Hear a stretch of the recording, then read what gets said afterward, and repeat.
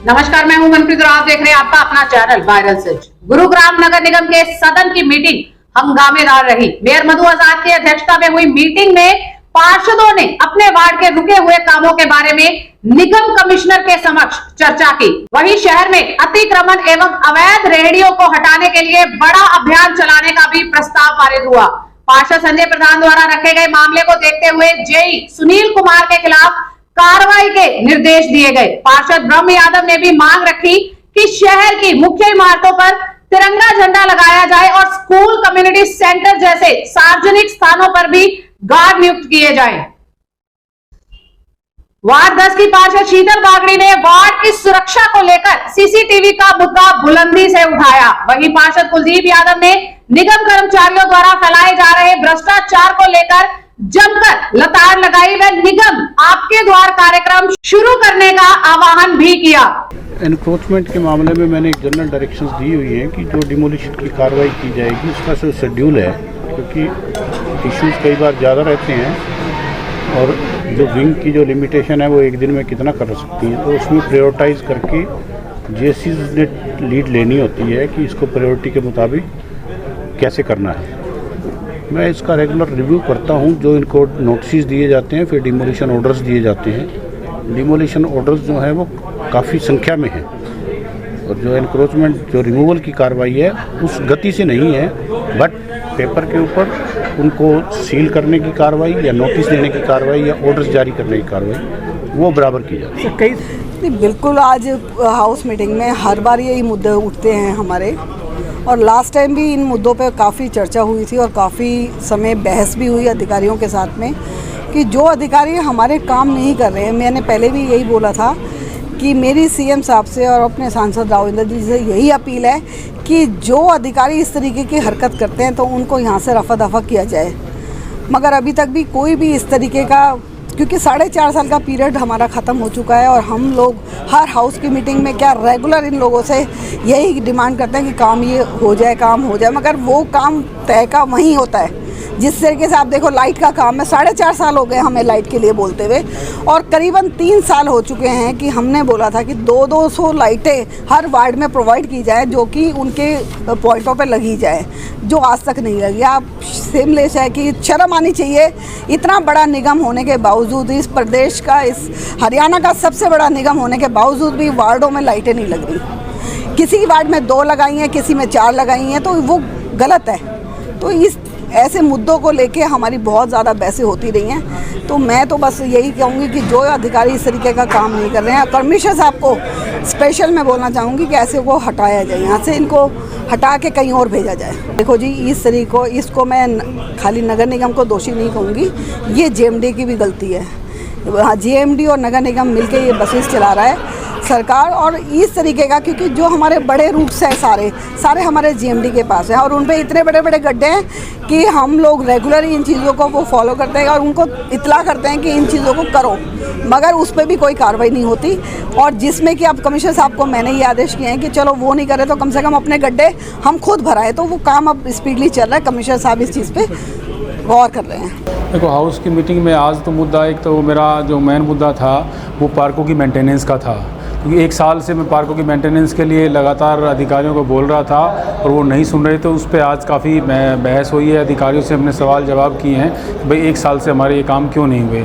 तो अभी अधिकारियों ने, माननीय कमिश्नर साहब ने हमें 10 दिन का समय दिया कि 10 दिन में आपके सारे एस्टीमेट पुटअप कर दिए जाएंगे। पिछले 6 महीने से लगातार हम अपने वार्ड के में सफाई व्यवस्था के लिए 2 ट्रैक्टर ट्रॉली, 1 जेसीबी और 10 कर्मचारियों की मांग कर रहे हैं, लेकिन उस पर कोई सुनवाई नहीं हो रही। अभी कमिश्नर साहब ने आज की मीटिंग में हमें आश्वासन दिया है कि 10 मई तक आपको ये प्रोवाइड कर दी जाएंगी। अगर 10 मई तक ये मिल जाती हैं ठीक है, नहीं फिर इसके लिए आगे कुछ कार्रवाई और की जाएगी। ये सच्चाई है कि जितना मैन पावर हमें जो डॉक्यूमेंट्स के अंदर बताई गई है कि इतनी रेहड़ियाँ आपके पास हैं, इतने ट्रैक्टर्स आपके पास हैं, इतने कर्मचारी आपके पास हैं, मौके पे ऐसा कुछ भी नहीं है। हर वार्ड के अंदर यही स्थिति है। अगर 50 रेहड़ियाँ मैन पावर में कॉन्ट्रैक्टर के अंदर दर्शाई गई हैं तो मौके पर 20, 25, 30 से ऊपर रेहड़ियाँ नहीं हैं। यही मैन पावर की बात है। अगर 50 आदमी का स्टाफ डिस्ट्रीब्यूट किया गया है सफाई के लिए, अगर मौके पे चेक करते हैं तो 30-35 है ऊपर का स्टाफ नहीं मिल रहा है।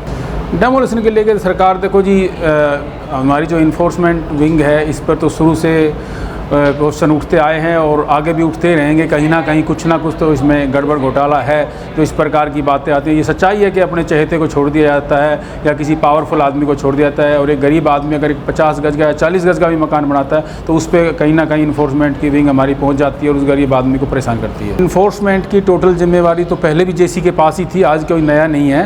सिर्फ अब ये है कि भाई अधिकारी उस जिम्मेवारी को कितना निभाते हैं और कितना अपने एरिया में ड्राइव कराते हैं। जैसा कि आप देखते हो, आज आप किसी भी मेन रोड पर निकल जाओ, सुबह के टाइम 7 बजे से ही जाम लगने शुरू हो जाते हैं। उसका मेन कारण ये है कि हमारी जितनी भी ग्रीन बेल्ट्स हैं, जो भी हमारे फुटपाथ्स हैं, उनके ऊपर रेहड़ियाँ इतनी लग गई हैं, कहीं नारियल वाला बैठ गया है, कहीं मतलब इंक्रोचमेंट हो चुकी है कि अगर किसी को कोई सामान खरीदना नेचुरल है, वो रेड के ऊपर ही गाड़ी खड़ी करेगा, जिससे जाम की स्थिति बन जाती है। मैंने जो अभी आज के मीटिंग में जो रखा है उसमें ये रिक्वेस्ट करी है कि नगर निगम आपके द्वारा कार्यक्रम जब यशपाल जी कमिश्नर हुआ करते तो हमने चलाया था। उससे क्या है कि एक तो हम डायरेक्ट टच आ जाते हैं पब्लिक से, और पब्लिक की ग्रीवेंस डायरेक्ट आप अधिकारी वहाँ सुनते हैं, मौके पे सॉल्व होती है। क्योंकि अब जो माहौल है यहाँ नगर निगम का वो बहुत अच्छा नहीं है और अधिकारियों से लोग बहुत परेशान हैं और मतलब जो दिक्कतें हैं वो रिजॉल्व नहीं होती। तो हम जब पब्लिक में जाके बैठेंगे, अधिकारी बैठेंगे, तो समस्या का समाधान ज़्यादा। इंक्रोचमेंट जो रोड पे है वो बहुत ज़्यादा है, रेहड़ियों की समस्या है, हर जगह जाम लग जाता है। तो अभी पीछे माननीय मुख्यमंत्री ने ग्रीवेंस में भी ये मुद्दा उठा था, तो उन्होंने भी आदेश कराया था कि जितनी जल्दी हो सके उसको सफाई करा जाए, हर पूरे गुड़गांव को साफ़ किया जाए। जितनी अवैध रेहड़ियाँ जो लगी हुई है जगह जगह, उनको उठा के बाहर निकाला जाए और शहर से 20-25 किलोमीटर दूर छोड़ा जाए। तो आज यही मुद्दा अब हाउस में भी उठा है और हमने कमिश्नर साहब को रिक्वेस्ट करी है कि जॉइंट कमिश्नर को पावर दी जाए, वो अपने जोन में जाके और जितनी भी अवैध रेहड़ियाँ उनको साफ़ किया जाए। यहाँ एक बड़ा घपला है इसमें कि अगर जो वेंडिंग जोन्स बनाए गए हैं वहाँ अगर 10 वेंडर्स को परमिशन है, आप जाके देखोगे वहाँ 40-40 रेहड़ियाँ खड़ी हैं। वो सारा वो उसी की बहस वैसी आज हो रही थी और हमने भी ये मुद्दा उठाया कि इनको स्क्रूटनाइज कराया जाए, कौन वैध है कौन अवैध है, जितने अवैध रेहड़ियाँ उनको यहाँ से भगाई जाए। कमिश्नर साहब ने यही कहा है मीटिंग में। देखो ये मुद्दा तो आज का थोड़ी है, हम तो 2 साल से उठाए जा रहे हैं बार और समाधान नहीं हो रहा। लेकिन आज उन्होंने ये हाउस में आश्वासन दिया है कि बहुत जल्दी इस पर काम करेंगे और इनको रेहड़ी मुक्त करेंगे। मुद्दा रखा है जैसे वेंडिंग जोन है, मेरे वार्ड से ऑलरेडी शिफ्ट हो चुकी है ऑन रिकॉर्ड, अभी शिफ्ट हुई है, कुछ अभी कब्जा करे बैठे हुए हैं। मैंने ये डिमांड रखी है, माननीय मुख्यमंत्री जी को लेटर लिखा है कि जब तक हम पावर डिस्ट्रीब्यूट नहीं करेंगे, हम अपने जब तक अपने RW को, मार्ग डेसिजन को, काउंसलर को और MCG हुड्डा इनकी एक कंबाइंड टीम बनानी चाहिए। क्योंकि RW एक काउंसलर जब इनको इन्क्रोचमेंट हटाने जाता है तो पुलिस कहती है भाई आपके पास पावर नहीं है, तो आपको राइटिंग में RW को पावर देनी पड़ेगी। जब तक अपने RW को काउंसलर को ताकतवर नहीं बनाएंगे, आप मार्ग डेसिजन को ताकतवर नहीं बनाएंगे, तब तक इन्फोर्समेंट कामयाब नहीं है।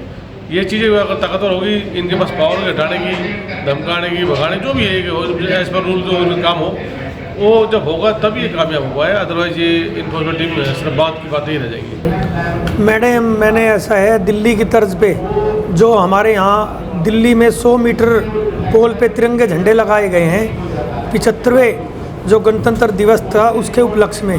तो मैंने एक तो एजेंडा ये दिया है, जो गुड़गांव की जो मेन फ्लाईओवर है या कोई मेन पॉइंट है वहाँ पे वो झंडे लगाए जाएं। और दूसरा जो सरकारी स्कूल है, गवर्नमेंट स्कूल है और शमशान घाट है, उसमें स्कूलों में नहीं तो कोई सफाई कर्मचारी है, ना कोई चौकीदार है और नहीं शमशान घाट में।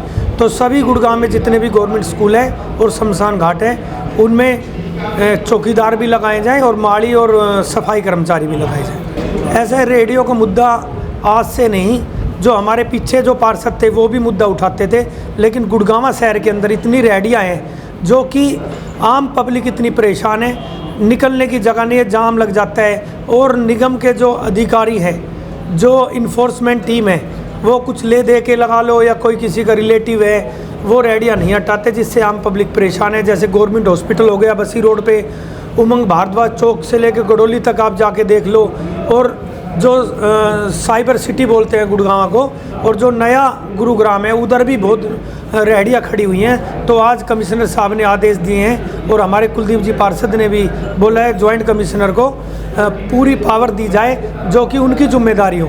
तो ये भी निर्णय आज बहुत अच्छा लिया गया है। देखिए, मेरा जो मुद्दा है, सबसे पहले मेरा एजेंडा आज ये है साफ़ सफाई को लेकर। हम कितनी बार सदन के माध्यम से ये आवाज़ उठाते हैं कि भैया सफाई की व्यवस्था, जो हम लाखों करोड़ों रुपया जो सफाई पर हम खर्च कर रहे हैं, और अगर हम धरातल पर देखें तो सफाई का जो है बिल्कुल शून्य है, जगह जगह गंदगी के ढेर हैं। पर फिर भी हम प्रशासन को कहते हैं, कोई भी उस पर कार्रवाई नहीं होती।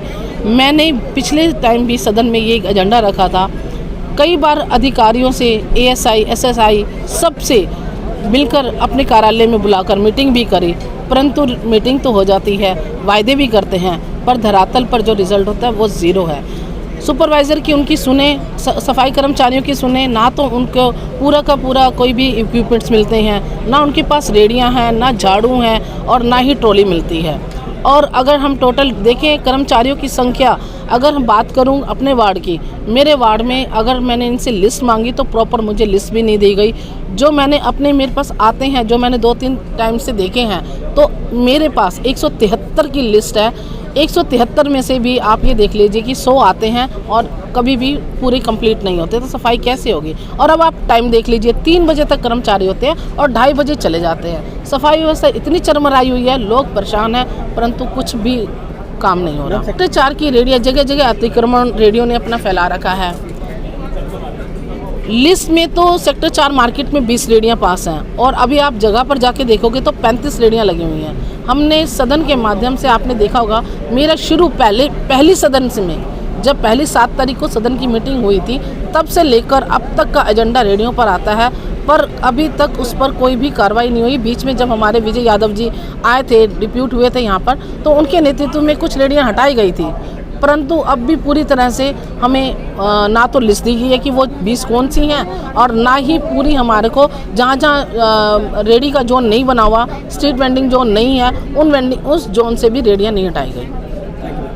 हमेशा की तरह सदन की मीटिंग तो शहर को सुंदर बनाने के मुद्दों पर ही रही, लेकिन देखना यह होगा कि क्या इस मीटिंग में पास हुए एजेंडों को अमली जामा पहनाया जाएगा, या सिर्फ बड़ी बड़ी बातें करके सिर्फ कागजों में ही गुरुग्राम को स्वच्छ, सुंदर व साइबर सिटी बना दिया जाएगा। इसी तरह तमाम अपडेट्स के लिए बने रहे हमारे साथ और देखते रहे आपका अपना चैनल वायरल सच। और आपके अपने चैनल वायरल सच को लाइक और सब्सक्राइब करना मत भूलिएगा। नमस्कार।